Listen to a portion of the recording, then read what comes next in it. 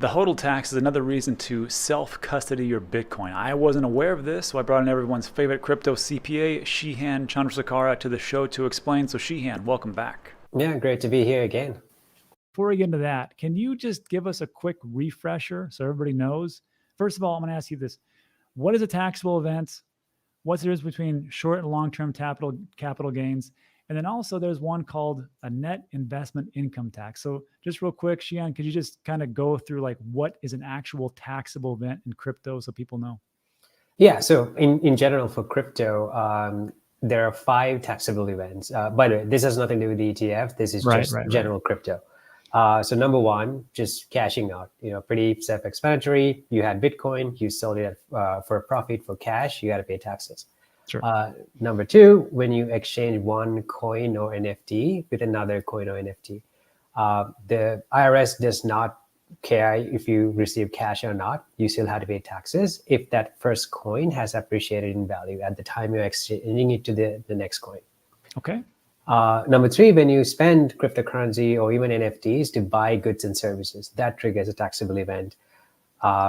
Number 4 is when you earn cryptocurrencies. You can earn cryptocurrencies through mining, staking, employment income, and etc. Those are taxable. The last one is crypto-specific events, like sometimes you get new coins as a result of an airdrop or a hard fork, and those coins are taxed at the time you receive them based on the fair market value. So those are the 5 taxable events. Gotcha. Okay, so that is just the basics of basics. Let's talk about short and long-term capital gains, because you put this up, and of course people look at this and they're like, what is this? Do I have to pay this much taxes? So just real quick, difference between short and long-term, and what are the brackets here in the United States? Now, of course, we can't cover all the different countries that are out there, but this is a general term, and this is just for the US. Yeah, so at a high level, what determines whether something is short-term or long-term is the holding period. In simple terms, that means how much you're keeping an ETF share or a coin or a stock. Mm-hmm. So if you were to buy something and sell after holding it for less than 12 months, the resulting profit results in what's called short-term capital gains. And those gains are subject to these tax rates based on your filing status and the income levels. So let's say, for example, you made $50,000 worth of short-term capital gains. Nice. So you got to kind of follow the chart. So 50,000 kind of in that third row. So that 50,000 is going to be subject to, assuming you're a single filer, that's going to be subject to a 22% tax rate. So that's kind of how it works. Gotcha. So from if I make 50,000, not bad.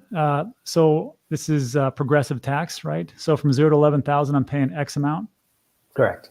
11,000 to 44,000, I'm paying 12, and 44 to that, I'm paying 22. It's not like when I get to 44,000, I'm immediately paying 22%. So I know some people sometimes have that question, but we have a progressive tax. Now let's talk. Yeah. So just to clarify, so the 22% the rate is going to be applied to whatever the difference between 50,000 minus 44,725. Exactly. Yeah. Gotcha. Good clarification. So that would be the short term. Let's talk about long term. Yeah. So the long term capital gains apply when you sell something for a profit after holding it for more than 12 months. So there are 3 tax rates for these profits to be subject to. 0%, 15%, and 20%. By the way, a lot of people are not aware of this 0%, tax rate, and it's something that you can use if you kind of meet the qualifications. Let's do like another example here. So let's say $50,000, like in our previous example. In this case, it's a long-term capital gain. In this scenario, that entire 50,000 is going to be subject to a flat 15% tax rate, because these rates are kind of work a little bit different compared to the previous chart. And by the way, in order for you to get the 0% rate, like your entire taxable income for the year has to be less than like 44,625 if you're like a single person. So let's say, for example, you had 1 year, all you had was $40,000 worth of long-term Bitcoin, stock, or ETF gains. that's going to be subject to 0% tax rate, meaning you don't have to pay any taxes. Well, thank God for small wonders. Only 40,000 to live on. Yeah. Yeah, only 40,000 to live on, but if you really think about it, that's probably equivalent to a $65,000 W-2 income, right? Because you're not paying taxes. Like if you have like a 62,000, 65,000 W-2 job, your actual cash inflow is probably going to be somewhere around 40 to 45,000. Like that's actually what hitting your bank account. So that is very true. Yeah.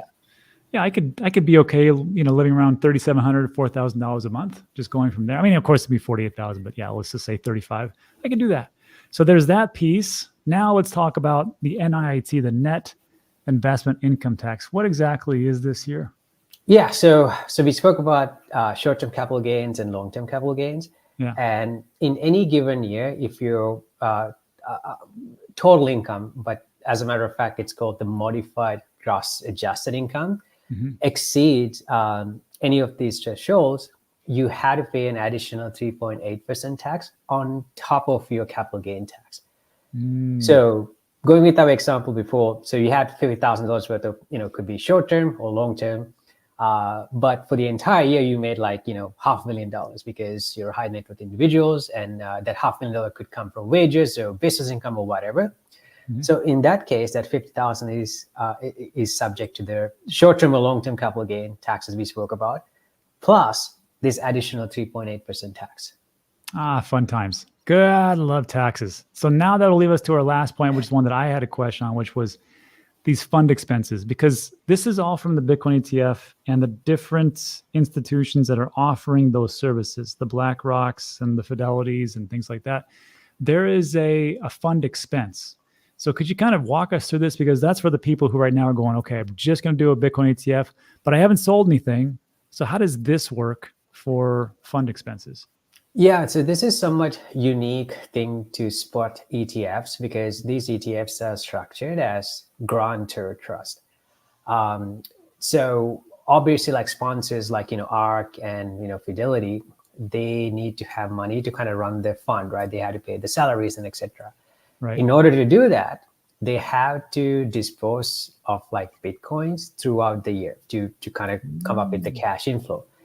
So whenever they do that, that results in a capital gain or loss event for the shareholders, because whenever you spend something like Bitcoin, there's a difference between how much you paid for it and the market value. So if there's a profit, there's a gain at the fund level. And as the ETF shareholder, you had to report that gain based on your pro rata share of the fund that you own. But the trick here is that you had to report that gain, but the fund is not giving you the cash. They're not distributing that. Yeah. So I like to kind of call this like a HODLing tax, because generally speaking, like, a good one. HODLing is completely tax-free. Like if you're holding, Bitcoin, or even like any stock, right? Right. But if you're holding a spot Bitcoin ETF fund, you had to pay this tax. That's kind of something for you guys to know about.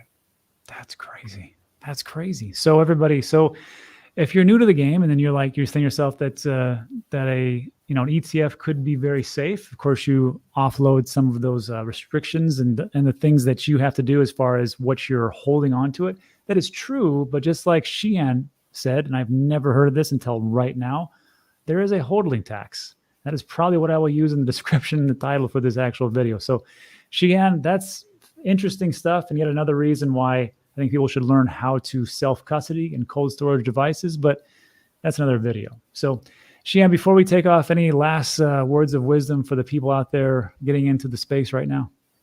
I think the spot Bitcoin ETF, there are legit use cases for using something like that, especially if you want to buy, if you want to have exposure to crypto in a 401k, SEP IRA, or any type of retirement account. The spot Bitcoin ETF is a really good way to go about that. But if you want to hold Bitcoin for the long run, the cheapest way for you to do is self-custody. Assuming you don't lose any seed phrase and stuff like that, or you don't compromise your seed phrase to a hacker. This is very true. There's always the pros and the cons. So Xian, thank you so much. All right, everybody. So look, if you like today's video, give it a thumbs up, consider subscribing. If you want to follow Xian, there's information below in the description. That's it for today. So everybody, thanks so much for stopping by. Hope this helped. and we'll see you in the next one. Thanks, guys.